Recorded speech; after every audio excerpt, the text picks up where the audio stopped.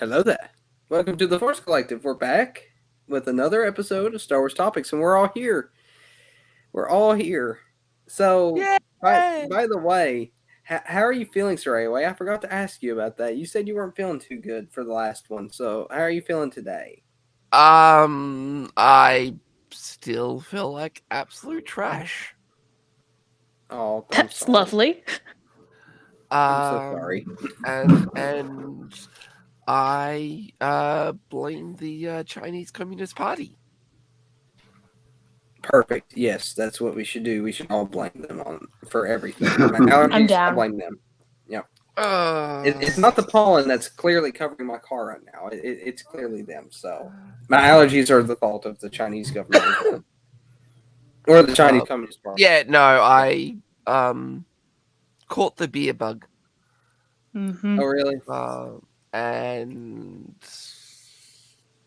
it's been a week since I got rid of it, and I'm still feeling its effects. So, Well, hopefully you'll start feeling better.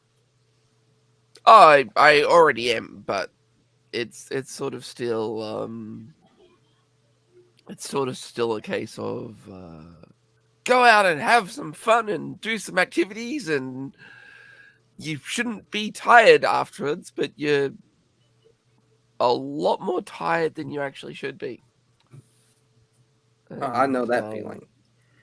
Yeah, well, I know you would.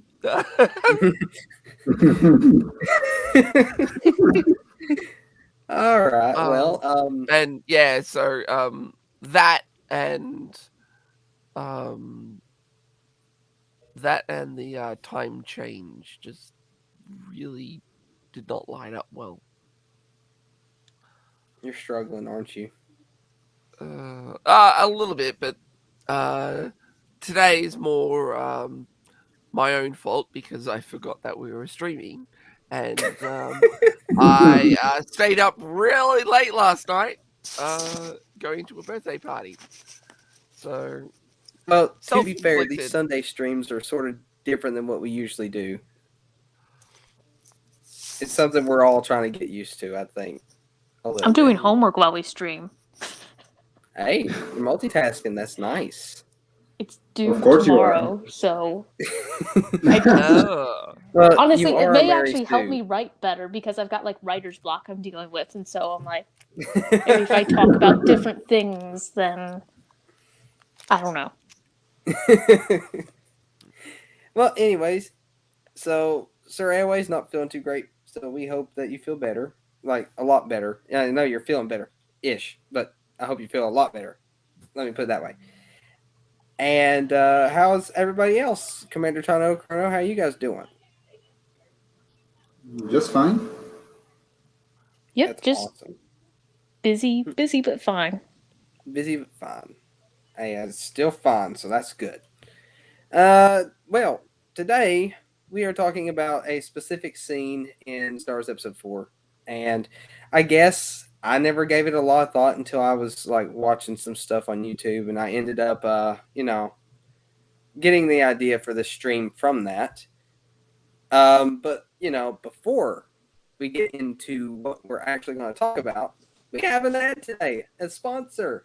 So I'll just turn this over to our sponsor team. Go ahead, sponsor team, take over. Thanks, Jade. Today's sponsor for the Force Collective is Trangella Starline. The Halcyon Star Cruiser has taken its maiden voyage and is now ready to take you. Line dancing and bingo. When you're finished, you can take...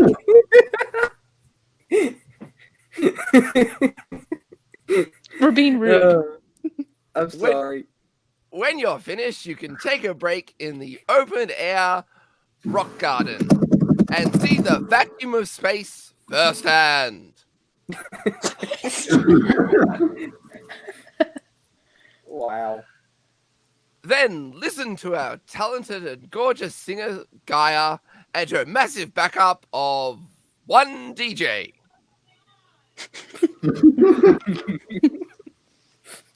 And while you're listening to them perform, make sure you have a nice cold complimentary drink of genuine Corellian colored milk. So if you live on the upper levels of Coruscant, get your tickets now and fly on the Halcyon thanks to Chandrila Starline. Back to you, Shade. Why is it like the upper levels of Coruscant in particular? Because the other ones cannot afford it. I sort of figured, but if you live on the upper levels of Coruscant, you're loaded. Well, I know that, but I wanted you to say If you live next to Rafa and her sister, yeah, you're probably not getting into the house. That's true. That's true. I should have thought about that. But Commander Tano would know about that, wouldn't she? Yes. Okay. See, we got somebody that's lived down there firsthand on stream. Commander Tano gets to go for free because she's a married too. That's Yes. also true. Yep. That's also true. I can live on any level.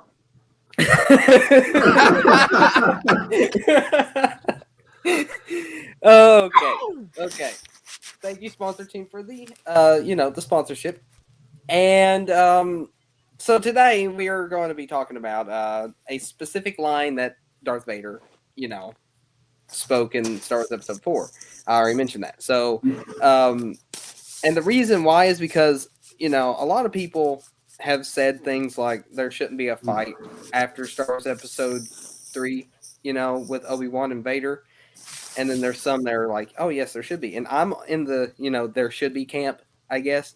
And this particular line sort of makes it necessary for this fight to happen. And some people have written it off as sort of like a plot hole or whatever, or some sort of like mistake on their end.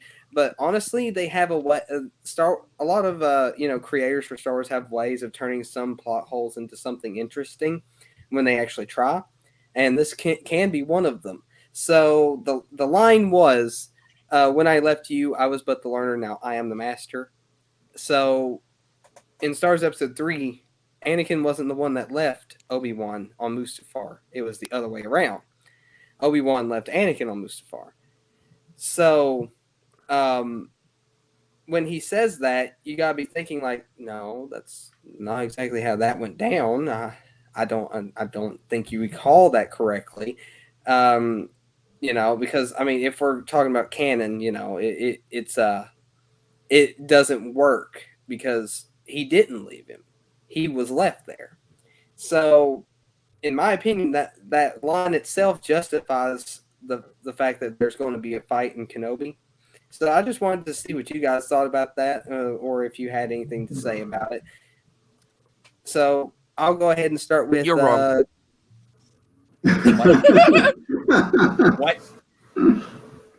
What? Yeah. I said it. Uh-huh. Okay, well, you know what? You're going last because you said that. Sorry. Well, actually, I was sort of going to put you last anyway because in order on my screen here, you're last. So I'm sorry. But anyways, we're going to start with Chrono. So go ahead, Chrono. Say your piece. Well, I hadn't heard about that. I mean, you told me you heard someone else saying that. I didn't catch on that. But as I said earlier, I'm not up to date on Star Wars news because I haven't really been paying attention. There has been almost no news. But anyway, I don't think it's wrong for them to have another duel. I don't think it's necessary either. But if these people that caught on to this line want to justify it as, yeah, he didn't leave, he was left, I think that's fine. I mean, I don't see a problem with doing that.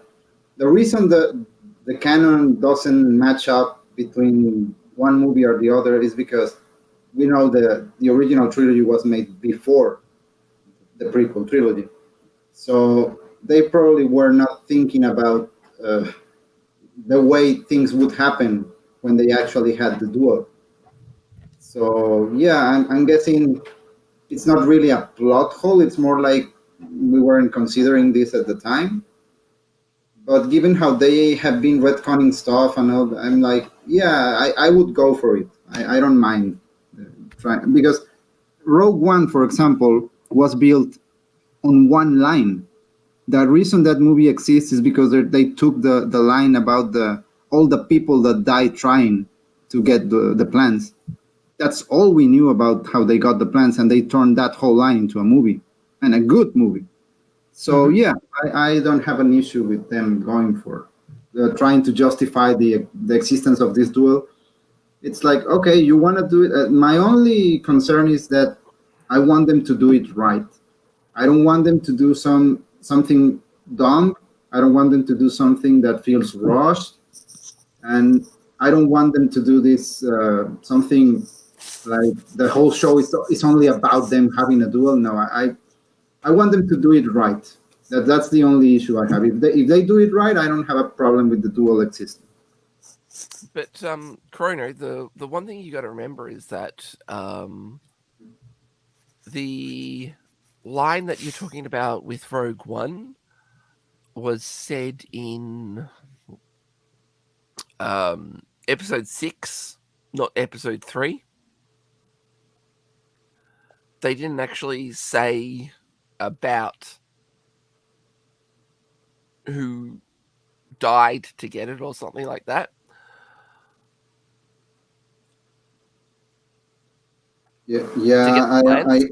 I know, but my point is that if they did it before and it worked, I mean, if they can do it again and it works, I'm fine with it. I don't mind.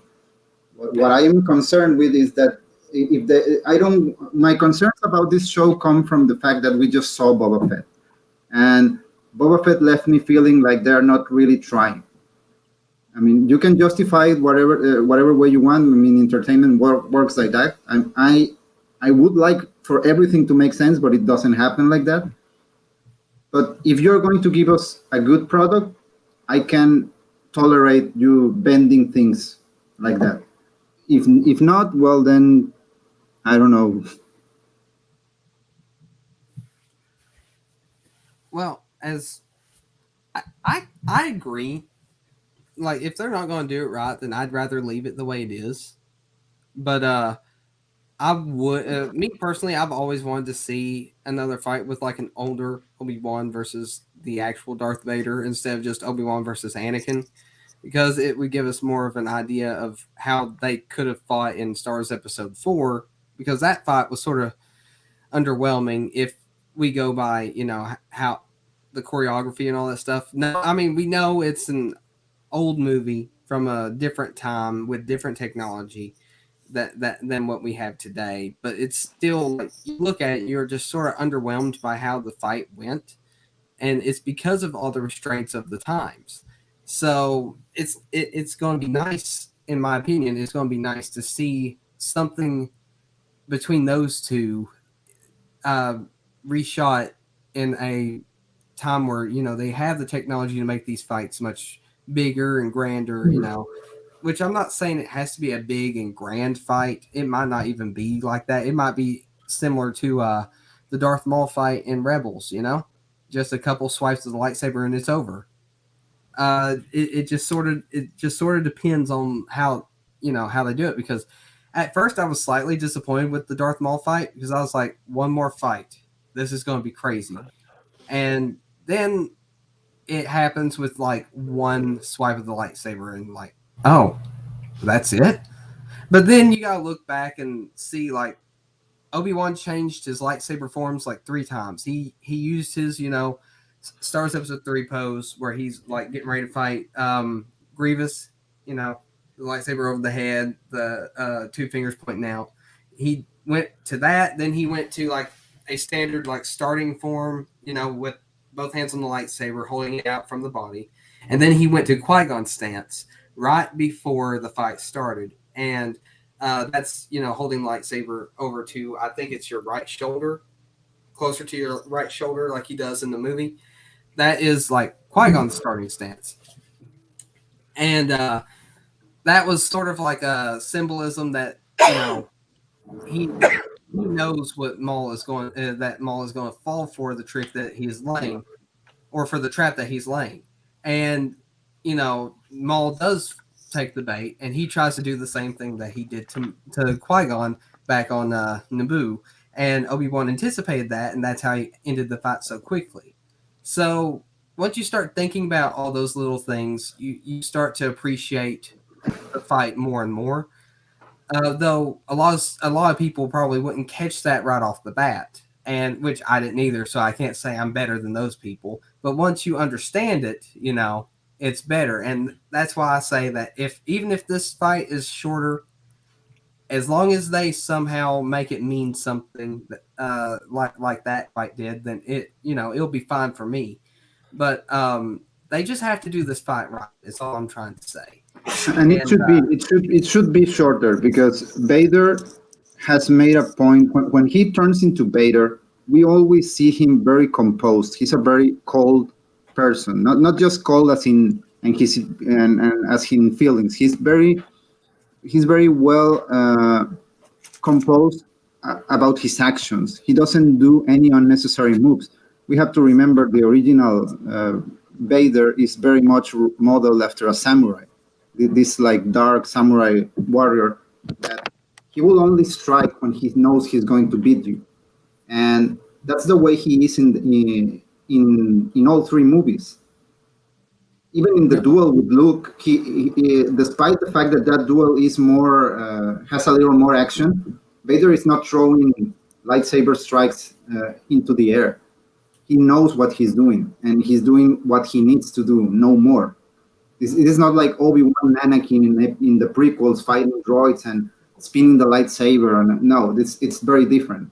So if they are going to do this fight with these two people who are super experienced and who are both masters in their own right, they can't just go about doing that.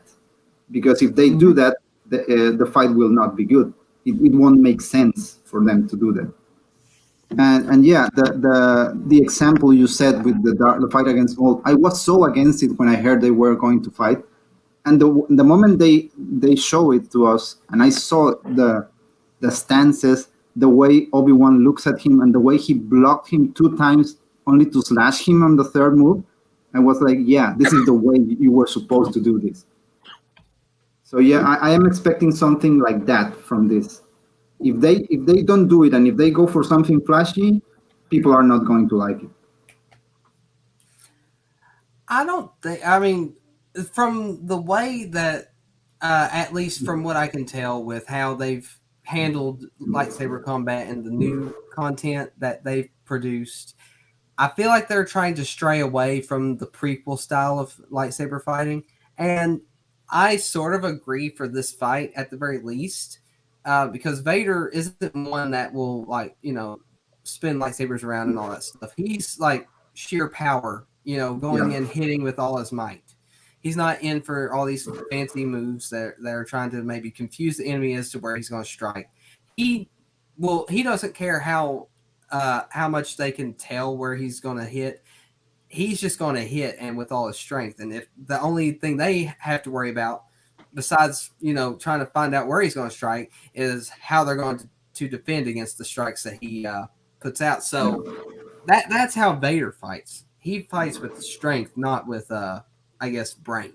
I was watching the fight in Rebels against Ahsoka earlier because somebody posted it on Twitter, and I was like, yeah, you can tell the difference because Ahsoka is all acrobatic as she usually is, but he isn't. He's just fending off the strikes and trying to get something in when he can. He's actually walking towards her. He's not even trying, because that's how he fights. Yep. I mean, he did have his limbs chopped off, so he probably isn't as agile or nimble. I think that's the word. He probably can't do what he used to do, so he has to rely on sheer strength for a lot of things. Yeah, probably. All right. You got anything else to say about that, Chrono? No, that's about it. All right, Commander Tano, your turn.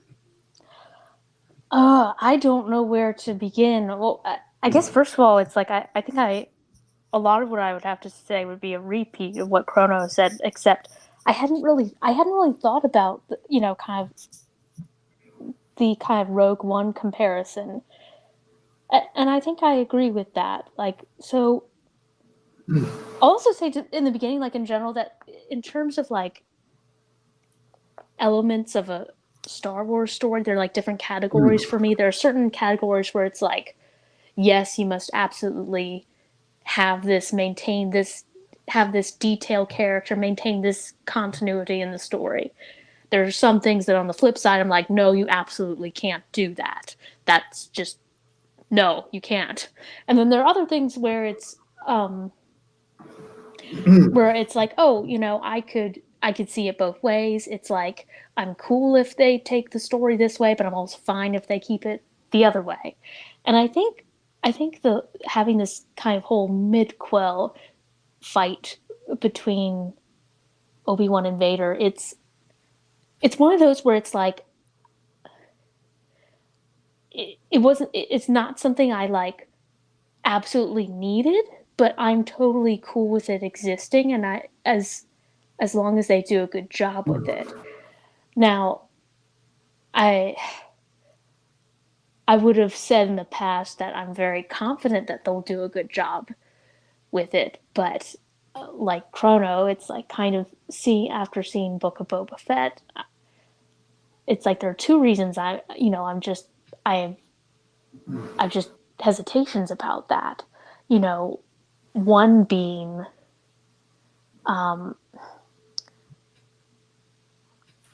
is just I'm curious about kind of what people are going to be, who do we have involved writing this, choreographing all this, like, what I mean, like and making kind of the decisions about how to execute all of that. And the other thing I worry about is even if they have kind of decent people to make, to kind of make the decisions, or who want to make good decisions in terms of the execution of this, I worry, like, with the series in general, like, I never thought I'd ever say this, but I worry, do they have the budget for it?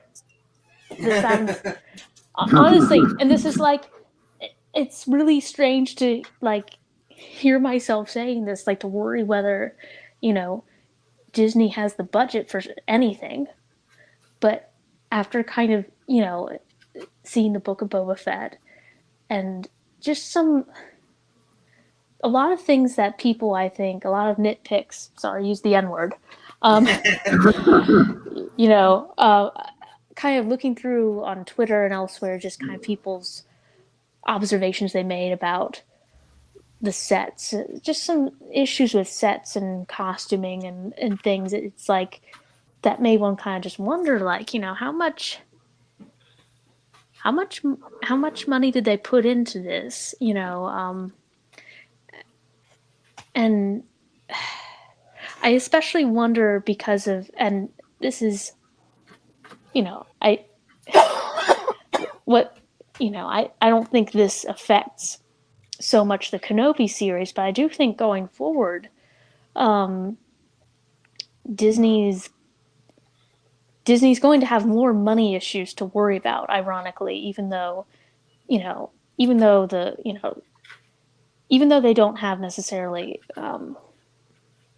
COVID concerns with parks being closed or anything like that. So they have multiple revenue streams. Mm-hmm. I do think, due to kind of recent things that have happened in Florida, but also I think, what I actually noted, I posted about maybe a few days ago, what it was interesting, just kind of the whole, like, what's happened with Netflix, and just kind of their tanking.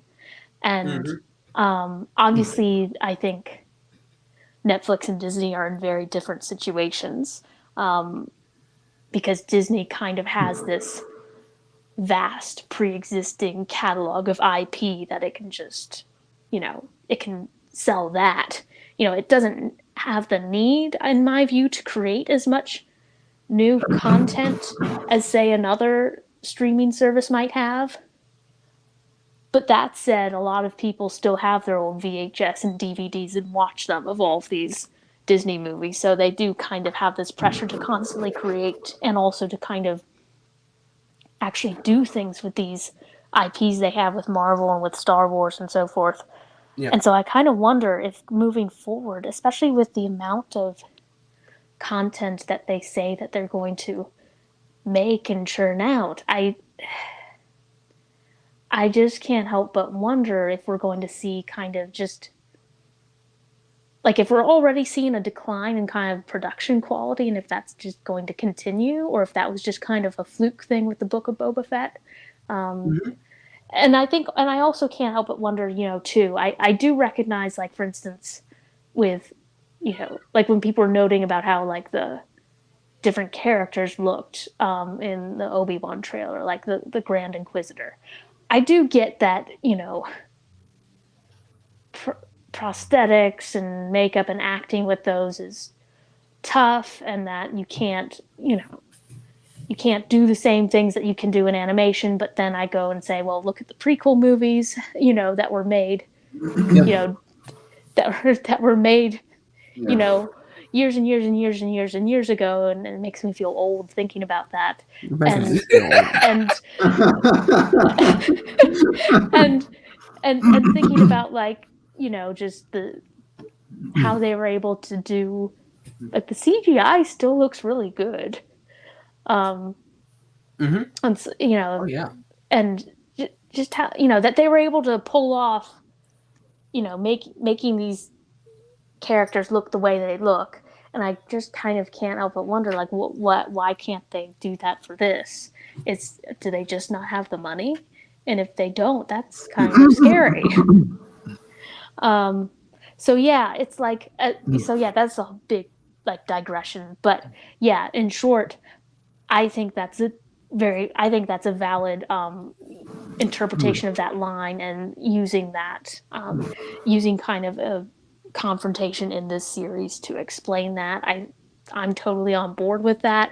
It doesn't have to be that way, but I think it's cool. I'm definitely like, I've said this before, where it's like, if somehow I magically became like the next Kathleen Kennedy, like a good version of Kathleen Kennedy, and took over Lucasfilm, I would love to like do just a big, giant, like complete like Clone Wars series that would include Clone Wars, but everything else, kind of, the original movies, the prequels, good Mandalorian content, kind of have some good, kind of good timeline sequel content, and do that all like animated Clone Wars style, and keep everything, like for instance when you're doing over, say, the originals, keep everything, the storylines, the voices, characters, keep it all the same, except maybe for like a tweak, just like for something like the Obi-Wan and Vader fight on the Death Star, just just kind of update it, but have it be essentially the same, like no plot changes, no character assassination, for anyone's beloved characters. No literal or figurative character assassination, except that which is already in the plots of those movies. But yeah, so it's like I'm definitely, I think I'm like one of those people where it's like, oh, it would have been really cool to kind of see, A New Hope done, at the time the prequels are done, and what that would have looked like. So I think this is, this series is meant to be a big kind of wish fulfillment for people who want that. And so I appreciate that. But yeah, I can't believe I'm saying it. I'm worried that Disney that they just don't have the budget to do some of these things properly. That's a valid concern, though. That's a very valid concern. Because their money problems are only going to get worse. Mm-hmm. Yeah, and right now we can see it with Moon Knight. Moon Knight has been having a lot of issues with the production value, because people are actually receiving the show well, but you can totally tell when you watch the show that they are not putting money on it. They are resourcing to these shots of people talking, sitting on something on a set most of the times, and the costume for Moon Knight has shown like 3 times in 4 episodes. He's got like 10 air minutes total. And it's like, we're supposed to see this guy, not everyone else talking about the story. That's interesting, and that's the thing because I haven't been really keeping abreast of say any of these other IPs that Disney's got control of and what they're doing with them. Because I kind of wonder, is it? I was wondering, like, is it just Star Wars that seems to be having a budget production problem, or is this kind of more of a Disney wide thing? And it probably is. I mean, and there's a reason why it's known that employees at Disney will refer to Bob Chapek as Bob Chapek. So and it's like, it's kind of one of those weird things where it's like, yeah, you'd think that having someone in charge of a company that cares about money, on the one hand, you do want them to care about money because if they're smart, then they'd care about pleasing, their audiences, their customers, and then would make good products.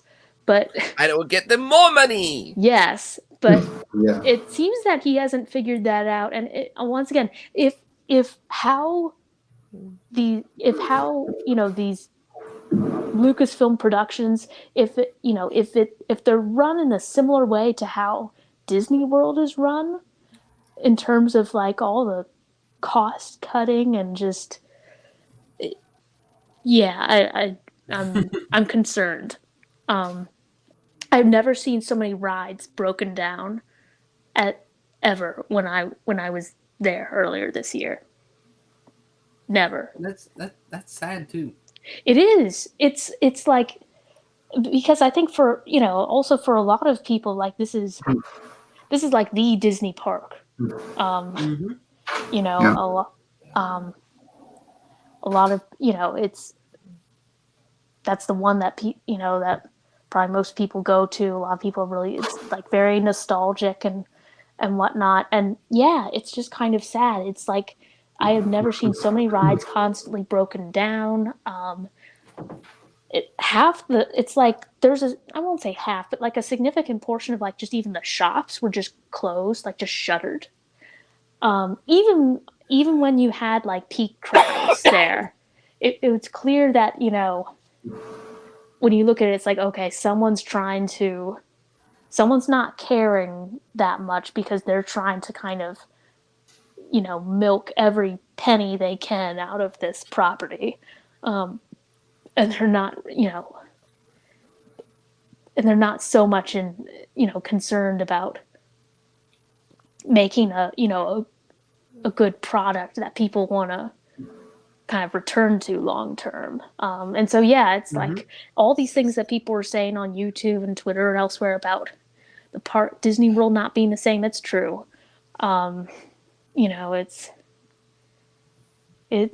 It's interesting. So yeah, it's like I'm kind of nervous going into this. Like I'm like, are we gonna like see like and that's the thing. I shouldn't be so like negative and whatever.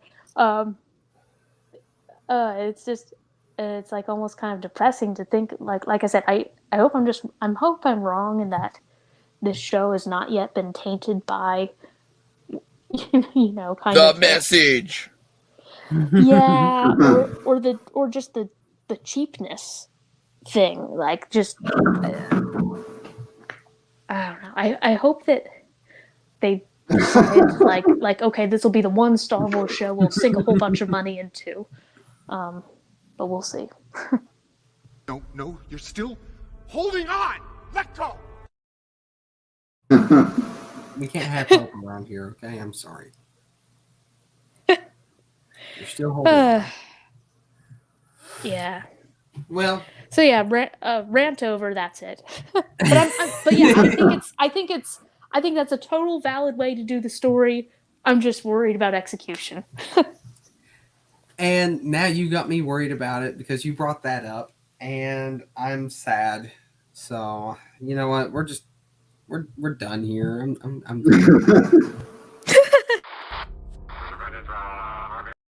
I'm just kidding. No.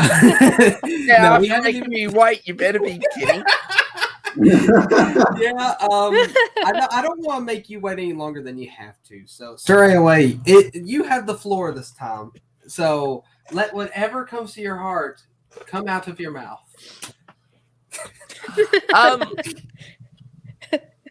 Let me hold on to something. I think the first thing that I need to say is that it's with what a lot of people are saying about the line, it's such a stretch.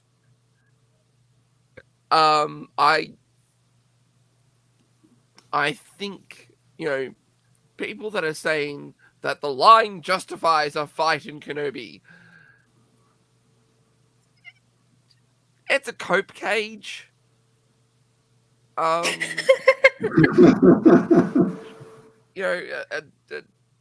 Don't weld a cope cage onto this. Just remove it. We want to cope. I want to cope. Let me cope. Because the thing is that I always viewed hearing that line in sort of leaving the Jedi Order type of situation. So, Anakin did leave. That is true. It's just when you sort of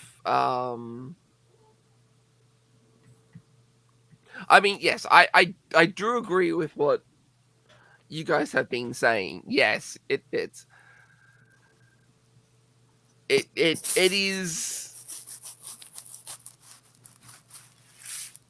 something that's kind of up for interpretation to allow an opening type of situation, but you're really sticking the jaws of life in to tear open a gap to have the fight. I'm gonna. Something along those lines.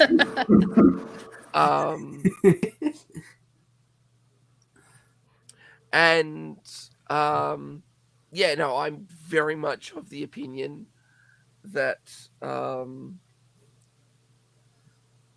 that there shouldn't be a fight between those two in Kenobi.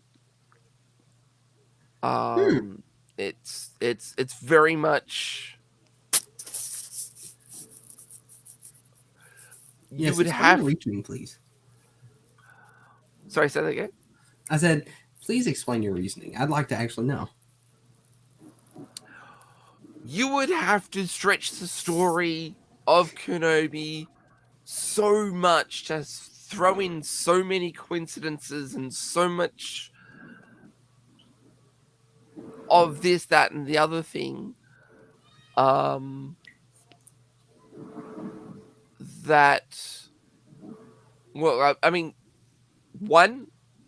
you would have to have somehow, somewhere, Vader finds out that Kenobi's alive. And then you have to make sure that it seemed like he died. So pretty much that's hog-tying your ability to tell a story. Well, and what do you mean though? Like about they have to make sure he thinks he died or whatever. Because the thing is that the way Vader behaved in A New Hope, it was a big case of what?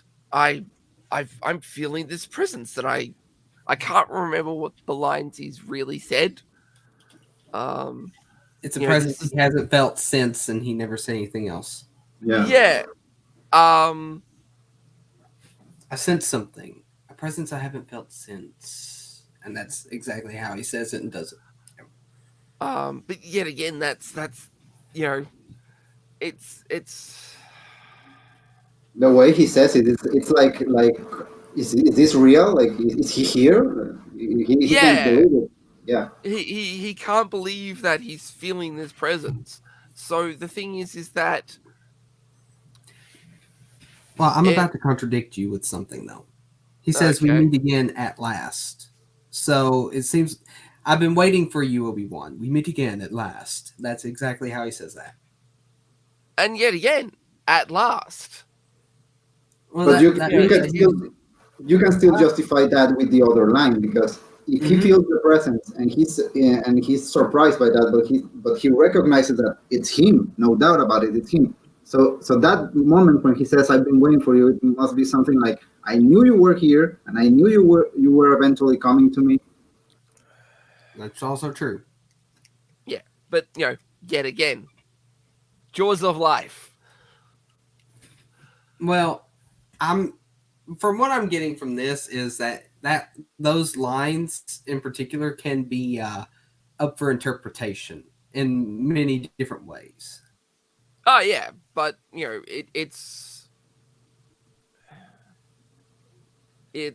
I just feel that it's very much sort of stretching the interpretations to allow it to happen rather than it being sort of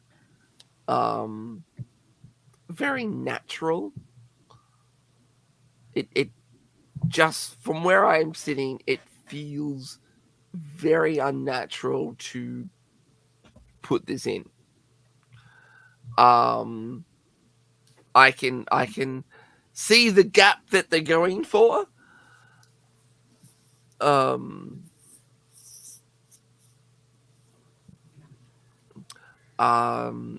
I very much think that a bit more than the radar dish is going to come flying off. Well, I guess we won't know until we actually see how the fight goes before we can fully judge it. Yeah. And then yet again, I'm also more than happy to sort of have this fight be a bad dream or something like that. I mean, I guess that or could work too. maybe it's a forced future vision of essentially the fight in New Hope. But if they do that, they have to probably go through and show the imagery from the movie itself. Oh, I mean, who knows? It's.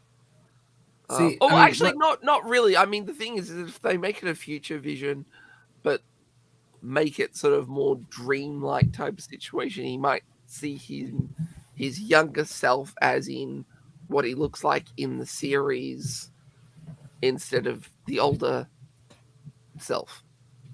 Oh, well, I mean, I guess. Because it's not showing the future. It's warning, this could be happening. When? Well, that's not a bad concept either. To be We're honest. we're just showing you possibilities. Well, I for one, can I can probably go with that as well. I mean, I can see where you say that those lines can be interpreted in other ways, and I didn't think about them like that until you said that. That he's surprised that he's even there and alive, and then when I tried to contradict you, Kronos comes up with another point and says that you can still. He could be like waiting for him since he's sensed him being there. So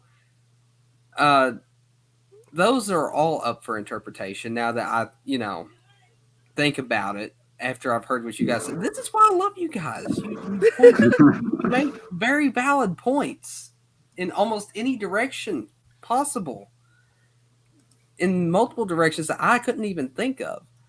So that's why that's why I do this. I love this. Yeah, that's what we geeks do. I guess the thing. I guess the reason why I'm sort of pushing back is that it takes an extra level of skill to thread the needle well enough to use those gaps. And at this present moment, you kind of haven't seen it because of the Book of Boba Fett and the Bad Batch. Yeah. And Yeah. it's sort of it's sort of one of those things of, you know, you shouldn't be needing to use the jaws of life on the gap. You should be able to thread it without it. And I just don't have the confidence in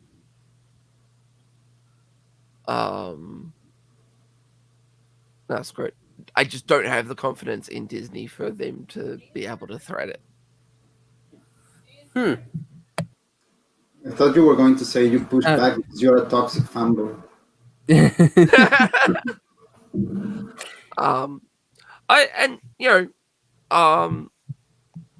I will be pleasantly surprised if they thread it well. But you know, at this present moment, they're 0 for 2. Yeah.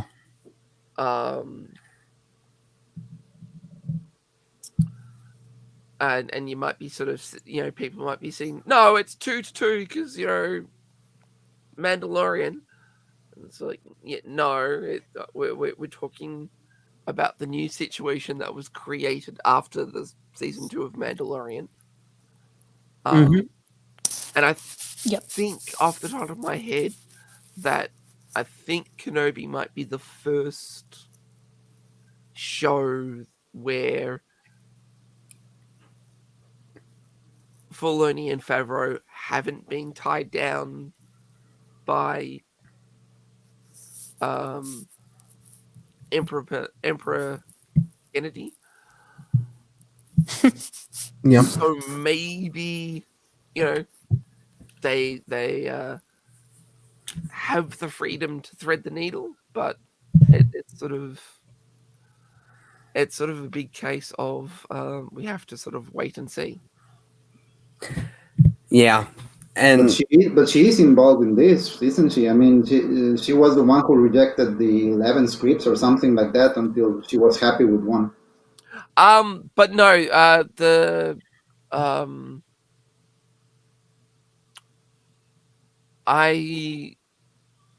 from memory, and this is just going off of my memory, I haven't had time to look this back up because, you know, didn't know we were doing this topic until 10 minutes before the bloody stream. Well, that's because I came with it 10 minutes before I told you. But no, I'm very Kenobi of you. all of the rejected stuff were like from the movies and all that type of situation. When, you know, essentially this was meant to be a movie. And oh yeah, I remember that. Yeah. Yeah. And the thing is that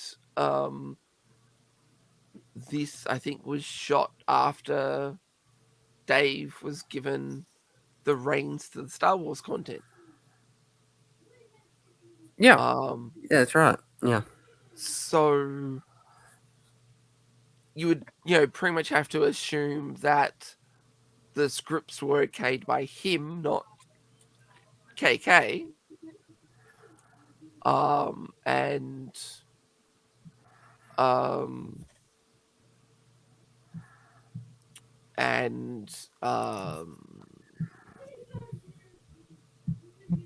So yeah, we probably might have some Star Wars content that doesn't have any fingerprints from the Emperor on it. That is probably the most positive thing I've heard you say in this stream. Yeah. Like, honestly, you've been so negative up until now.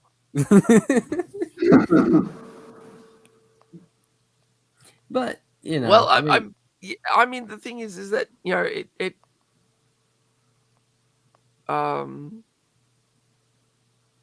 the entire premise of this discussion is a bit sort of pie in the sky type of situation, and yeah, reality needs to say hello. Yeah, I'm actually glad that you are that you lean more towards not condoning the existence of this duel, because that way it makes for a more interesting discussion. I mean, we really we don't want an echo chamber like Twitter. Like we're all just gonna say, yeah, it's gonna be awesome. Of course not. That is very true. I agree with you, Chrono. You're smart. No, we need to shun Surrey away. He's not letting us enjoy things the way we want to enjoy them. Oh, wait. Well, if the Mary Sue says we have to do it, then stupid Surrey away, get out of here.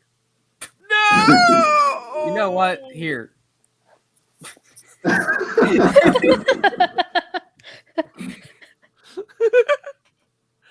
I'm just kidding. You're not stupid.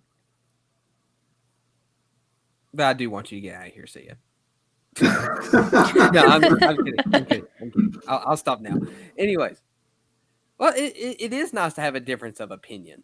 And it really does make a very interesting discussion. And it also brings out a lot of points. Like, as I was saying earlier, it helps us think about a lot of other things that we wouldn't have thought about, you know? We can't all just agree on it all the time, because we're not going to learn anything besides what we know, you know?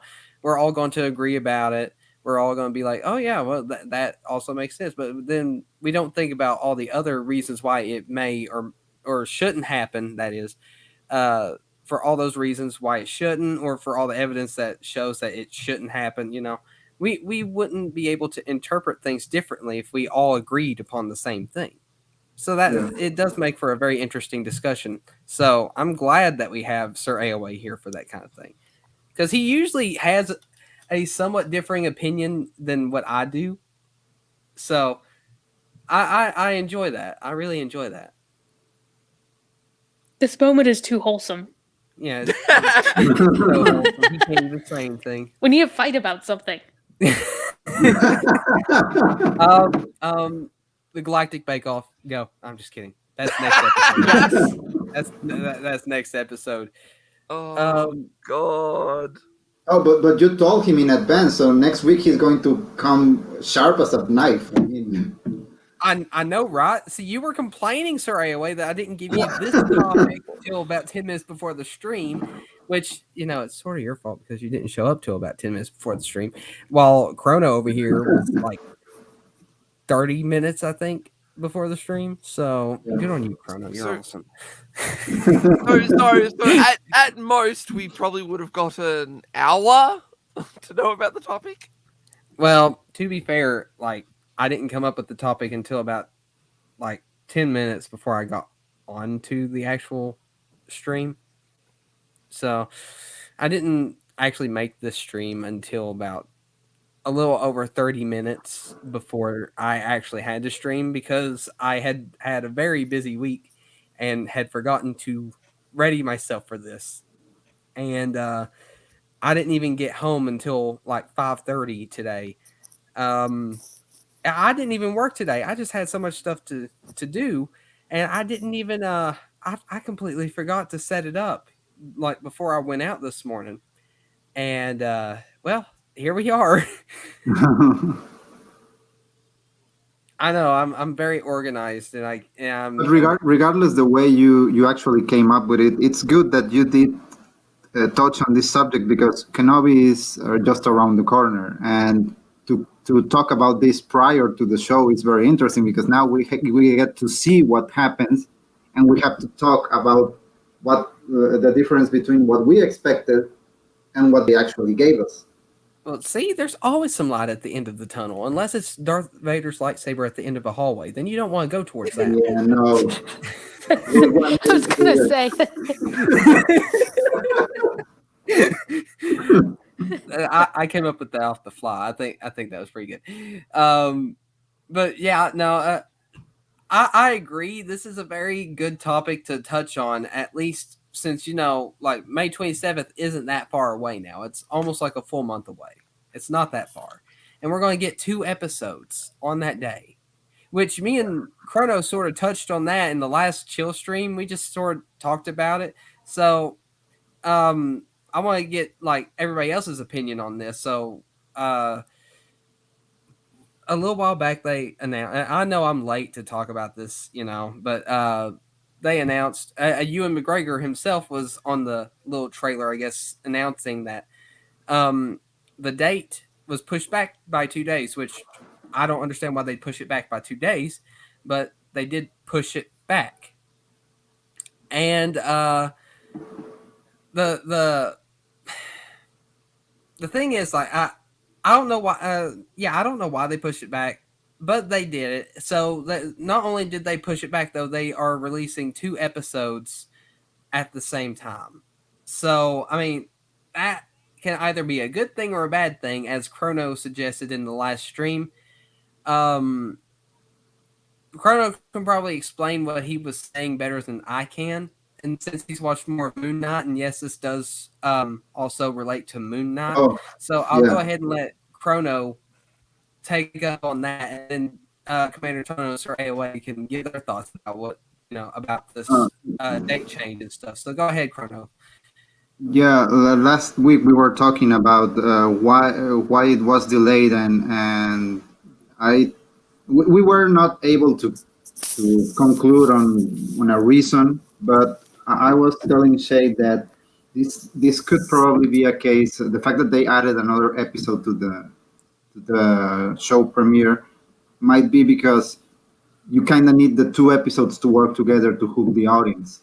And I was telling him that in the case of Moon Knight, if you watch the first episode and unless you are like super hyped and hooked for everything Marvel, the episode doesn't give you a lot to work with. It's not like the episode ends and you're like super excited for what comes next. You really aren't.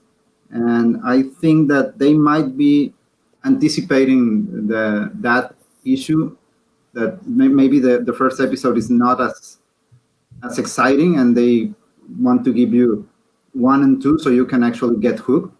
That was my reasoning for that. And another reason why they might have Oh wait, set this it is back. just in though. I got to make this. I'm sorry, it's a sort of a rude interruption, but I just got word from our sponsor team. So if y'all remember, we had Coruscant Colored Milk as a sponsor a little while back. Well, we got this message from the sponsor team about Coruscant Colored Milk, and I'll read it as they wrote it to me. A message from the sponsor team, Coruscant Colored Milk, has this statement to say, okay? Coruscant Colored Milk has nothing to do with Corellia Colored Milk and is taking legal action over the IP theft. So that's a bit of interesting information. That's very interesting. I wonder, maybe we should talk to our legal team, Commander Tano. Yeah, Commander Tano. Yeah. What do you think about that? I won't say anything due to conflicts of interest.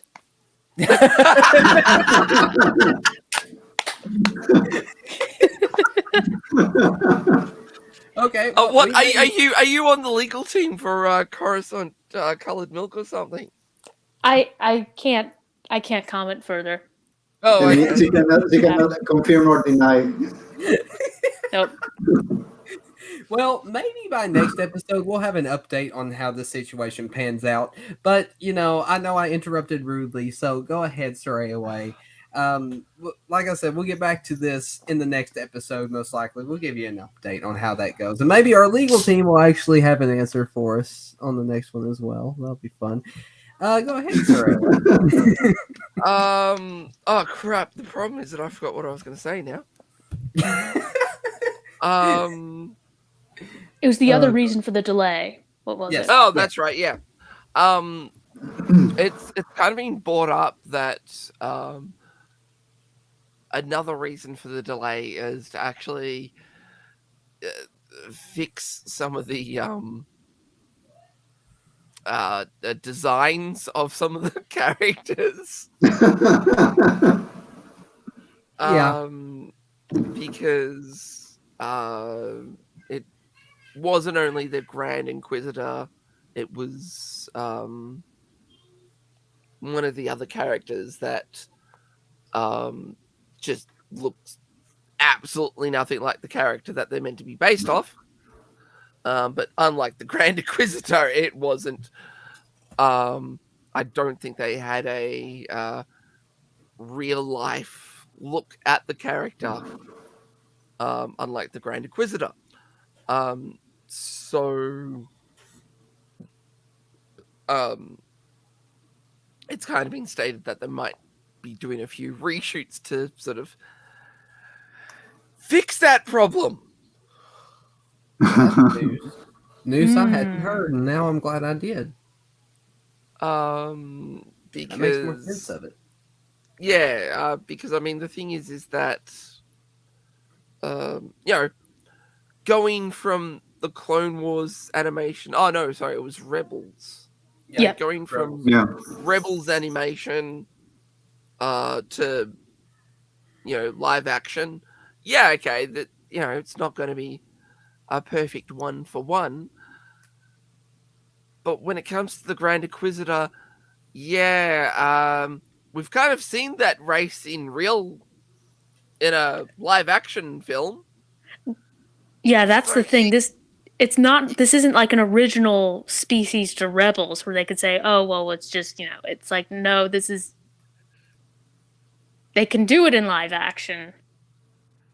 They just didn't." Well, they've already In- done it in live action, and That was my point. They're capable. Well, I should have said they're clearly capable of it because they've done it, but they're Well- not. They haven't done it. Well, In, technically, well, they might not be capable. That's probably half the problem. well, they Um, once were capable. yes, yes, that's though before Disney. This is after Disney. yeah. So But it's still not a good look. It's No. still what the hell? yeah. Here's a Um, question: is kind of just issues like with the Grand Inquisitor's design? Is this a just incompetent design and execution issue, or is this a money issue? Commander I would Tono say asking the former. real questions. I would say that's it's a former. Hmm. You think it's Because incompetence? well, there is kind of a third. It's kind of just being clueless and going, oh, but this is what we can do, rather than, oh wait, hang on a second, oh, we've already Yeah, that this has already happened, so we need to follow what's already yeah, I'd probably box that in with incompetence as kind of a related one because Considering it's both, kind of like what I'm getting. I would go for incompetence. Yeah.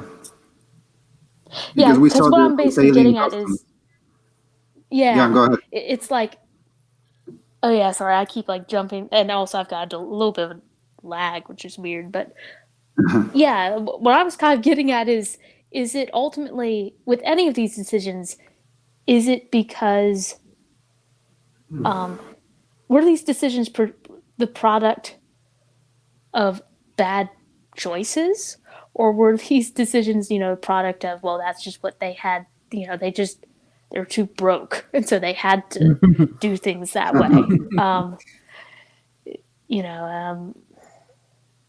or left hand doesn't know what the right hand's doing. Yeah. Mm-hmm. Yep.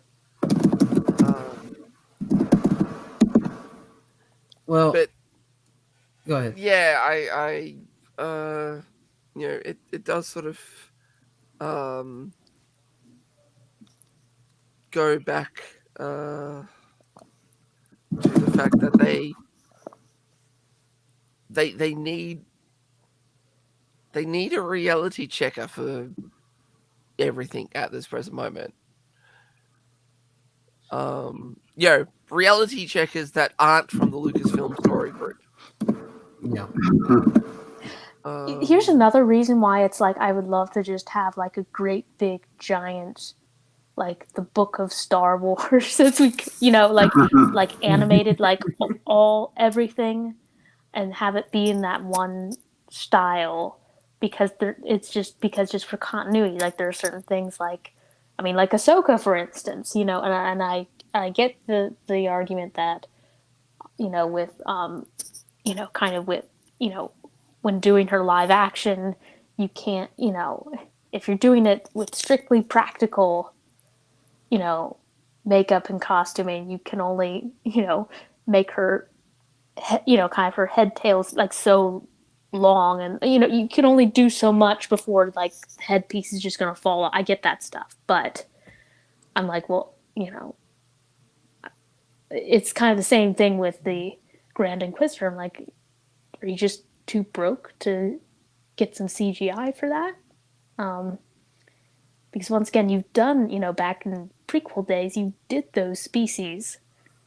Well, and I mean, a few. Sorry to interrupt, but a few people said, "Oh, well, they might not be able to do the makeup because it might not work in fight scenes or something like that."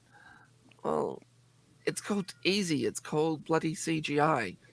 Yeah, I don't fully buy that, and it just makes me think they just didn't have it just wasn't in the budget to do that, and that's fine. It's like I don't, if you have a good story, if you have, a good story, I don't care so much about those things, but that is a reason I think it'd be kind of cool to have one big giant series, and so that way you could have she wouldn't look like she got like the equivalent of a haircut kind of after Rebels era. It just yeah. Well, for me, I'm thinking to myself, like, I'm not that picky about it. I mean, yeah, I get it. We seen those people in Star Wars Episode 3, and they, that's where they came from originally, and they weren't CGI. It was the makeup and stuff like that. But if they were going to have an issue with CGI or makeup, why don't they do CGI? I mean, but for me, where I stand is like, as long as they portray the character good, as long as the story is good, I can overlook, for the most part, certain things such as, the difference in the look. I mean, a perfect example of that would be Cad Bane from the Book of Boba Fett. Like, a lot of people sort of didn't like the way he looked, And I say, like, it's live action, and we're getting a really awesome character. Hopefully he was going to do a few really cool things before certain doom at the very end. I hoped that too. but I mean, the one thing you do have to remember is that, Cad Bane passed the squint test. Mm-hmm. You Yeah. didn't. That's true. Yes, if you got the magnifying glass and the fine tooth comb, yeah, you could nitpick all day. But the thing is that Cad Bane, at least, you didn't really have to squint that hard to sort of go, that's definitely Cad Bane. It looks like Cad Bane. Yeah, okay, they could have done it better, but 80% close enough type of situation. And 80% is fine. But with the Grand Inquisitor and one of the other Inquisitors, it's not close to 80. No. It's not close to 80. And they do not pass the squint test. I think when I talked about the trailer a few streams ago, I kind of said I thought they were completely different characters. It wasn't until someone did side by side and went, oh my god, it's those characters. Oh, that's bad. It's almost like, having X-Wings minus the foils. That's true. That's also true. Yeah, okay. It's a ship. It's I can see that it's meant to be an X-wing, but those are kind of major things. You kind of can't leave those out. And it's kind of the same with the Grand Inquisitor and its brother, right? It's like something number brother. I can't remember. Oh which yeah, the one. fifth brother or something like Fifth that. brother. that- Okay, Yeah. Yeah, you know, it's they don't pass the squint test. you would almost have to close your eyes before they sort of pass. And the thing is that when you see that from other productions, it is normally a we don't care situation, not a budget or incompetence sort of situation. Honestly, you they know, should pull a Sonic the Hedgehog. yeah, they absolutely should. They Yeah. absolutely should. Especially with, you know, who's meant to be directing it. You know, it would be a bit of a shame to give her less to work with. Mm-hmm. Yeah. Then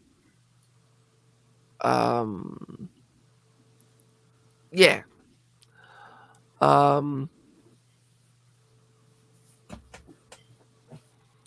I've lost my track. But yeah, I definitely think like because she's done some good episodes for The Mandalorian, and so that's one thing that's promising to me. I think also what you'd mentioned earlier about how, and that would make sense how Filoni and Favreau would have more of a freer hand with this, because it's not it's not attached to the Mandoverse, as it were. You know, That's true. I mean, yeah, I guess you could maybe find some way to forge some tenuous connection to something in there, but you know, what I mean, it can be its own. Don't use your powers. Well, I'm going to predict that that'll happen, so that way it won't happen. We don't want episode 0.1 of The Mandalorian. That would be. 0.1. I would. You know what? I would be like. I would applaud them almost if they somehow found a way to bring the Mandalorian in that series. It would be so brazen and dumb that I would just be like, "This is." You know what? I'm impressed. You Like- know what? I think so too. If they find a way to do that, It would be such a great troll that I would congratulate them for it.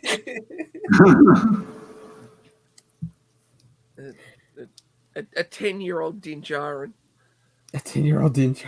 Well, hey, I mean, you never know. Oh yeah, how old would he be at this point? I mean, he was alive during the Clone Wars. We've seen the Super Battle Droid try to kill him. Yeah, so He he's might- older than he was alive during the Clone Wars. Yeah, he's older than Luke. How much older than Luke? Probably by.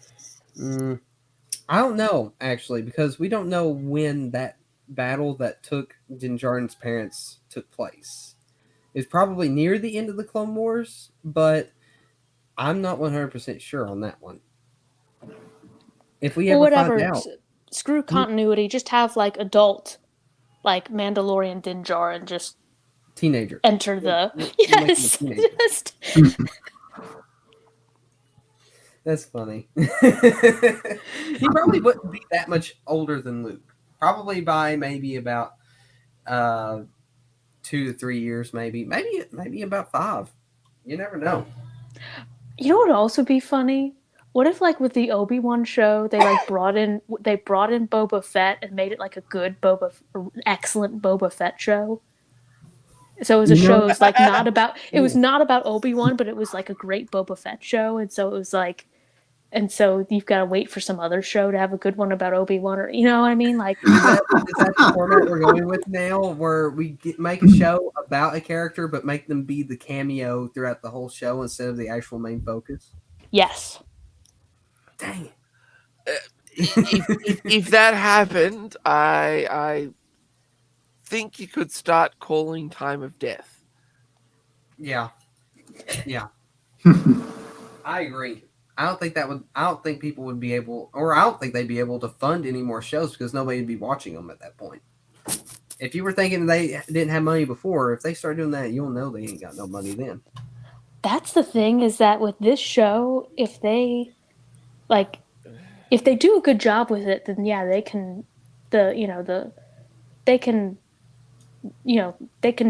drag their carcass onward. There's still life. Yep. But if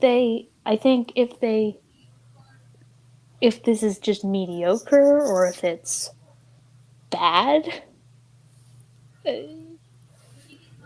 that'll be like, people aren't going to maintain interest, because this is kind of a big one where people have been wanting this. Yep. For a long time. I mean, it's why people like dumped Solo, because they were expecting Obi-Wan, you know. Yep. But this is a big for Kenobi.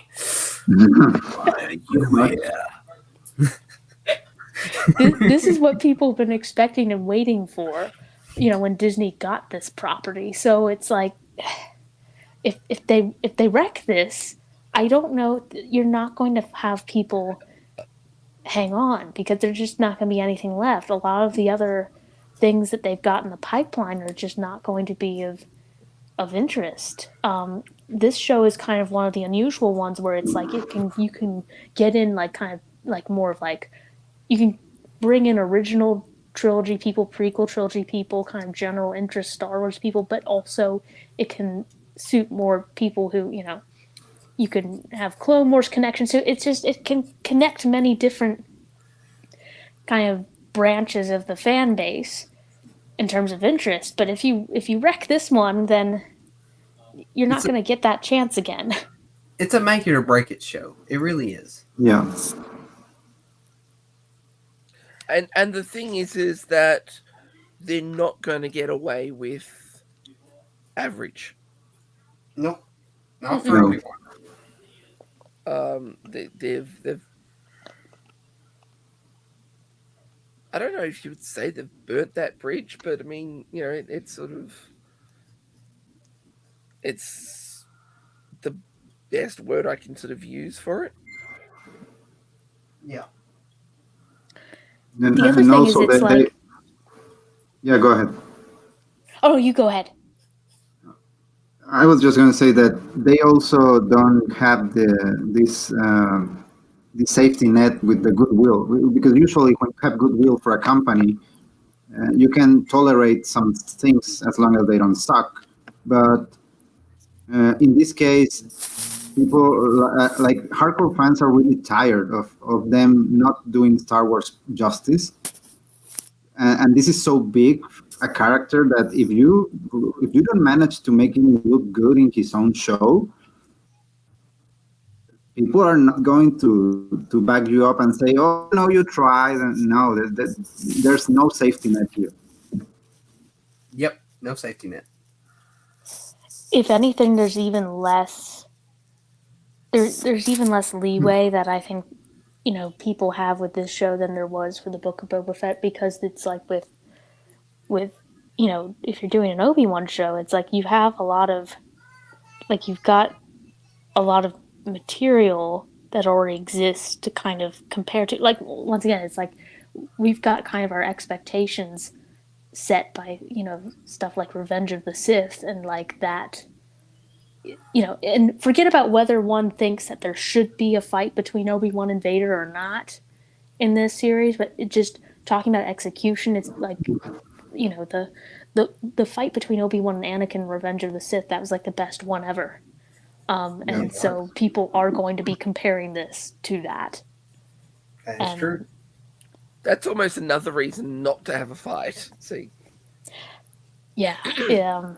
That is also true. Yeah, Very the valid risk points of- from my friends. The risk of not pulling it off, comparing to the episode 3 duel, is really, really high. Yep. Yep. And in a way, this is going to be a. I know I want to see another fight between the two, like an actual good one, but if they're not going to do it right, I mean, because it is going to be compared to episode 3. So if it doesn't compare to that one in any way, shape, or form, then people, including myself, probably won't be satisfied. Who's going to be, and kind of a related question, like who's going to be doing the music for the series? Now, that is a good question. Because once again, it's like that's the other thing that's going to be interesting because it's like obviously I'm coming in used to seeing an Obi-Wan and Anakin fight, with John Williams music kind of in the background. So, like, how would you like whoever's doing that? Like, I feel bad for them. Like that's tough. Well, it wouldn't be so tough if they just sort of redo not Duel of the Fates exactly, but like they sort of do Battle of the Heroes and Duel of the Fates all together, because that sort of sums up, their relationship in this universe at this point. And if they try to go on and make their own music for it, I don't think it's going to be as epic as what we got in Star Wars Episode 3. Like, I feel like anybody can agree that Star Wars Episode 3 has the best soundtrack of all the movies. At least that's my opinion. Probably, yes. And it's not even just because that it's got Duel of the Fates. It also has Battle of the Heroes, which is my personal favorite. And it does sort of like go through some tracks from, let's say, Star Wars Episode 5 during that scene. I think it's like actually when Yoda and Palpatine are fighting, the music for Vader and Luke was playing. And at certain points, and it's quite interesting, how John Williams went from Duel of the Fates, which is episode 1, to episode 5, and then back, and then to episode 3's music and all this. It's quite interesting. You have to go back and listen to the tracks, and you get to hear parts of various different tracks from some. So it's going to be hard to top what John Williams did in Star Wars Episode 3, if it can be topped at all. So, in my opinion, I don't think it will be topped. The best thing they can do is try to take that formula and add to it a little bit with some of their own stuff, but not like take the music directly out of the movie and just paste it over. I mean, that probably would work because the music is good, but I feel like they would need to rearrange it a little bit, maybe make their own version of it, but try to keep with the feeling of that music. I just feel like they need to use Battle of the Heroes because that's their music for their fight. So if they try to go a different direction with it, I don't think it'll work as well. so in other words, more threading of the needle. Well, yeah. Yeah.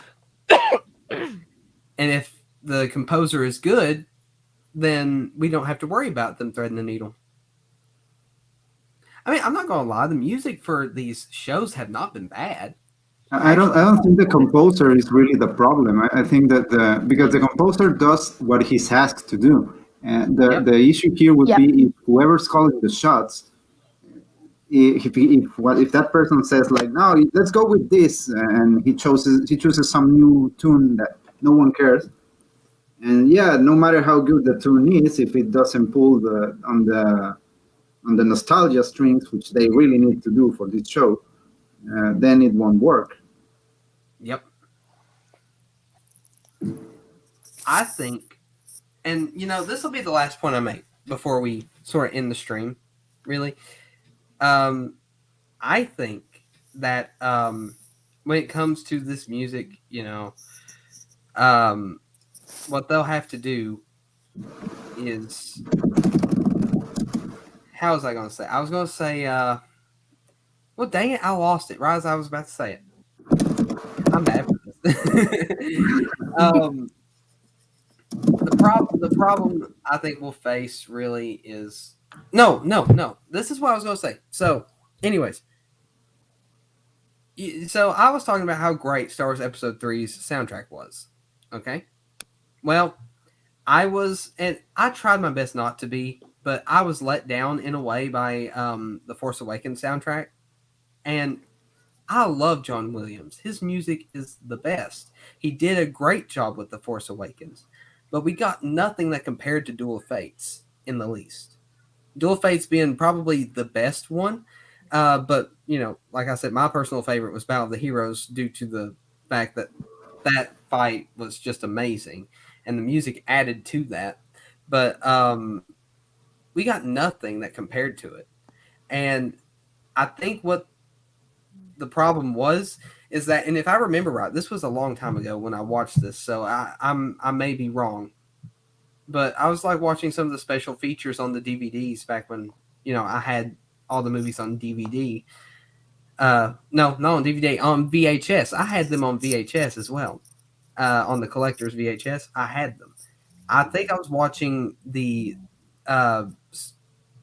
special features on the VHS or whatever, because I think it played after the movie, or they had a separate VHS. I can't remember, but it was talking about how John Williams or George Lucas let John Williams do whatever he wanted, and then we go to what we got now, and I'm assuming what happened because John Williams, he has the ability to make the soundtrack of Star Wars Episode 3 over again, and maybe even add to it if he wanted to, because clearly he made a wonderful soundtrack with that movie. And then we stepped down in Episode 7, no choir in it, no nothing. It's just like plain, It sort of felt like it was plain. And I'm not saying that the choir, like from the prequel movies, was required to make it good, but it didn't feel like there was much tension in the movie either, because the movie felt too lighthearted. So I also feel like they restricted him in terms of like what kinds of tracks he can do, because like I said, George Lucas just let John Williams do whatever he wanted to. And then here's Disney, who wants to make, Star Wars Episode 7 more reminiscent to Episode 4. And they probably wanted the soundtrack to also mirror that. So they probably limited what he could do throughout the series of the new trilogy, So I think the only movie that had the best soundtrack was The Rise of Skywalker. I think. I quit sort of caring about those movies though, so I can't remember. but there were certain moments in The Rise of Skywalker that I remember that played some really good tracks. But as far as like, the soundtracks being like Star Wars Episode 3 tier, none of them ever made it that high. And I don't think they even touched prequel tier at all. So that's just me, and I hate to say that too because I love John Williams to death. But they got to, if they want the music to be good, they need to sort of take from what the prequels did with their music and, sort of try to make their own version of that with this, because it won't be John Williams doing it. He probably made the theme for Obi-Wan, because I think I heard something about him like composing the theme for it or whatever, or writing out the music for it. But as far as him actually composing the entire soundtrack, that's not going to happen. And they really need to try to pull in people with that nostalgia as well. So I don't know, that they're going to face a problem if they try to do their own thing. I don't know, that's just my opinion there. But anyways, just lots of problems. Yeah. Well, I think this was a pretty productive stream today. What do you guys think? Pretty good? Yep. I think we have Indeed. Yeah, I agree. Yep, the first Star Wars topic's in a little while. It's been a few weeks. So, you know what? We're going to end it on a high note here. So, if you guys enjoyed it, please leave a like. Leave a As high as comment, the High Republic. The next one will. The next episode will be about the High Republic. I don't want to think about that because I'm going to have to read that comic. By the way, like I said before the stream, like if you guys are interested, try to find a way to read up on it or whatever, so we can all talk about it.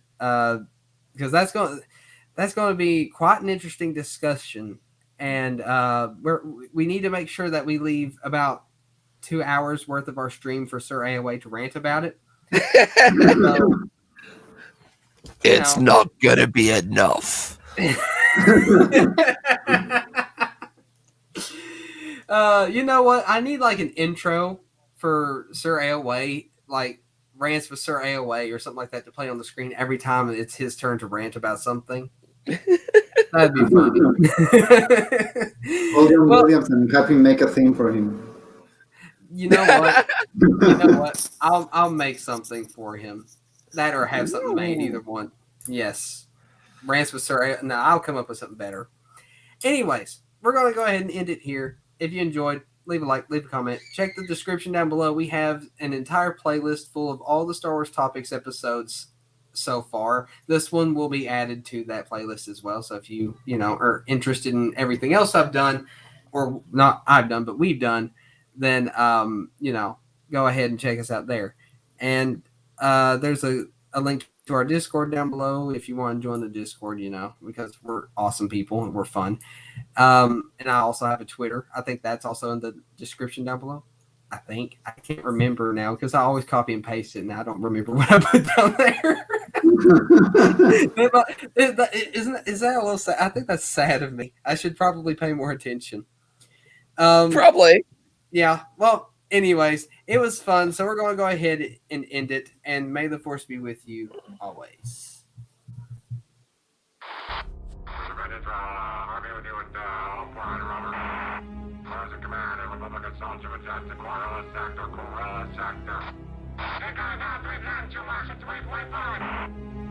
Bravo,